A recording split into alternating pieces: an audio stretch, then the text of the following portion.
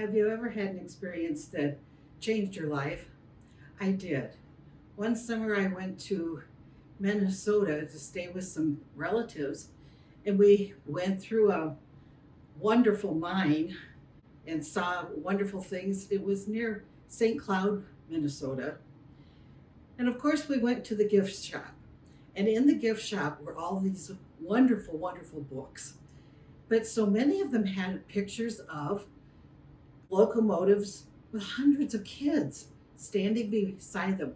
I had never seen books like this. So I started buying all these books.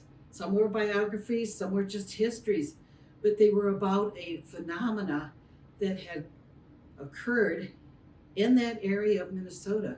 It was called the Orphan Train.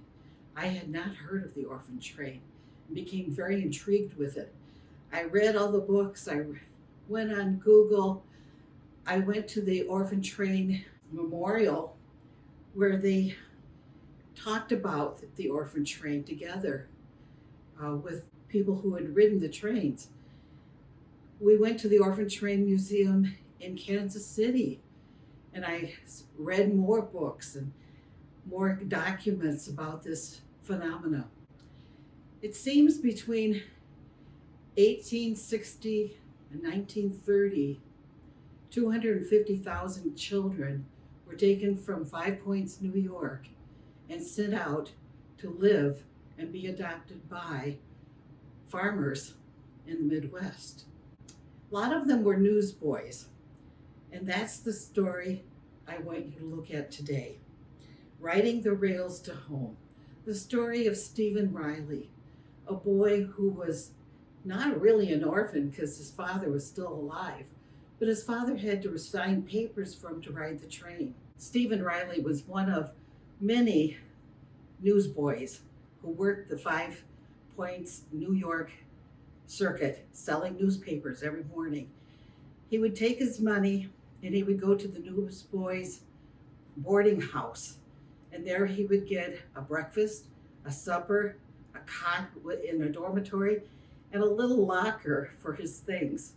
At night, the teachers taught them to read and write and do arithmetic, hoping that someday they would get jobs in New York City. But some of the kids didn't want a job as a clerk or a bookkeeper. They were adventurous, kids like Stephen. And those were the kids that the Children's Aid Society picked up on. And those are the kids that were sent out into the Midwest on the orphan train. They wanted to be adopted on these farms by the farmers, and they wanted a forever home. This is the story of Stephen. It's a compilation of so many of the stories that I read about the kids on the orphan train. And it breaks your heart to think that there were kids like this, but there is so much joy in knowing that there were so many compassionate families in Minnesota, Kansas, Nebraska, and Iowa who took in these kids and raised them up.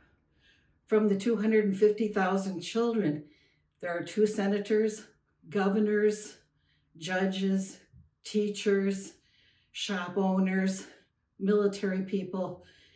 90% of the children loved the homes that they were sent to. It was a successful program. But after I had researched so much, I started to wonder about why would a mother put their kid on an orphan train?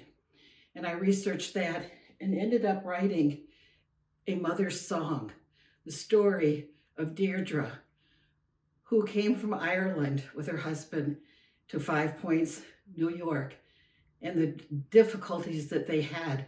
And eventually her 3 children are on the orphan train. It's a story that the people on the south side of Chicago who are Irish say is the best story of Irish immigration that's out there. I also wrote Dust Between the Stitches, which stars 2 children who were adopted in 1928, just before they stopped the orphan trains in 1930 when the Great Depression hit. And of course, quilts.